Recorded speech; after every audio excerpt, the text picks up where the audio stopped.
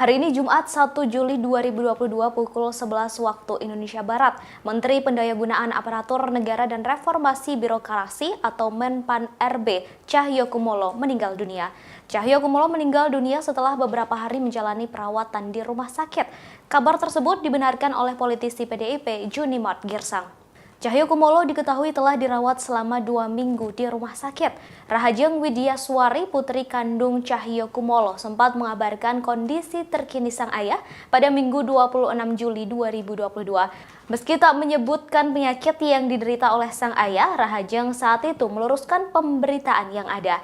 Ia mengatakan Cahyokumolo tidak dalam kondisi koma, tetapi memang harus menjalani perawatan secara intensif. Selama Cahyokumolo di rumah sakit, Presiden Jokowi sempat datang langsung untuk menjenguk. Dikutip dari situs pribadinya, Cahyokumolo lahir di Surakarta, Jawa Tengah. Ia merupakan seorang politisi yang menjabat sebagai Menteri Pendayagunaan Aparatur Negara dan Reformasi Birokrasi Indonesia sejak 23 Oktober 2019 pada Kabinet Indonesia Maju. Sebelumnya, ia pernah menjabat sebagai Menteri Dalam Negeri Indonesia yang menjabat dari 27 Oktober 2014 hingga 20 Oktober 2019 pada Kabinet Kerja.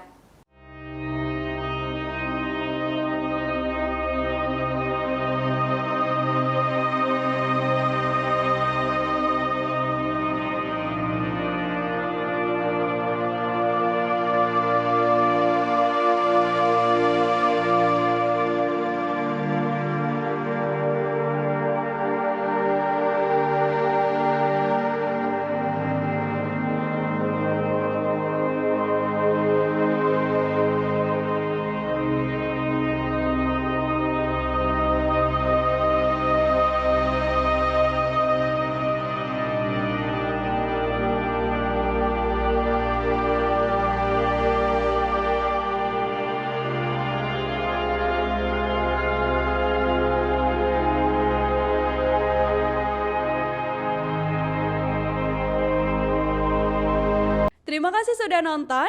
Jangan lupa like, subscribe, dan share ya.